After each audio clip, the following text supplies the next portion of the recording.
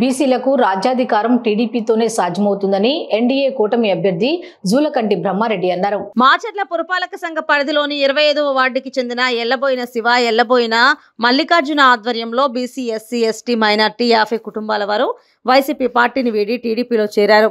వీరందరికీ జూలకంటి బ్రహ్మారెడ్డి పార్టీ కండువా వేసి ఆహ్వానించారు.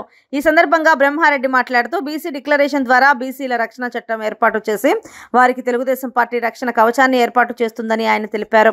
దామాషా ప్రకారం కార్పొరేషన్లో ఏర్పాటు చేసి వారి ఆర్థిక అభివృద్ధికి నిధులు కేటాయించడం జరుగుతుందని అన్నారు. 5,000 కోట్లతో ఆదరణ పథకాన్ని పునరుద్ధరిస్తామని హామీ ఇచ్చారు.